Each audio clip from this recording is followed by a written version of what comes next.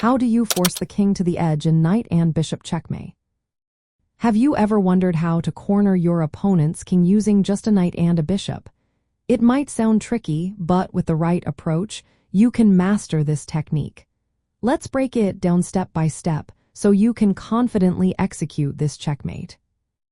First, it is essential to know that the checkmate can only occur in a corner that matches the color of your bishop. If you have a light-squared bishop, you need to drive the enemy king into a light corner. This is the foundation of your strategy. Next, your king plays a vital role in this process. Position your king in front of the enemy king to block its path. This will help limit the enemy king's movement options. By controlling the squares around the enemy king, you will make it easier to push it toward the edge of the board.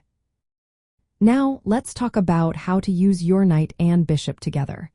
The knight and bishop need to work in harmony. The bishop controls long diagonals, while the knight can jump over pieces and control squares of the opposite color. This combination allows you to restrict the enemy king's movement effectively. As you begin to push the enemy king toward the edge, think in terms of triangles.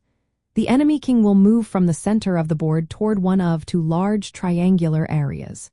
Gradually, you will force it into smaller triangles, getting closer to the target corner. This methodical approach will help confine the king's movement step by step. Be careful not to create a stalemate.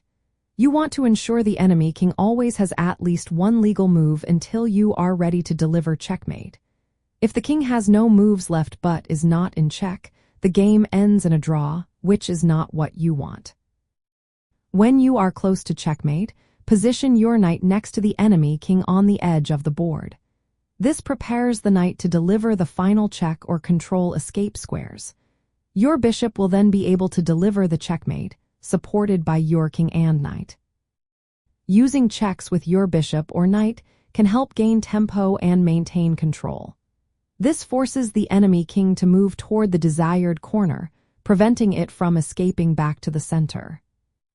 In practice, this technique requires patience and precise coordination. Your king leads the way, while your knight jumps to key squares, and your bishop controls the diagonals.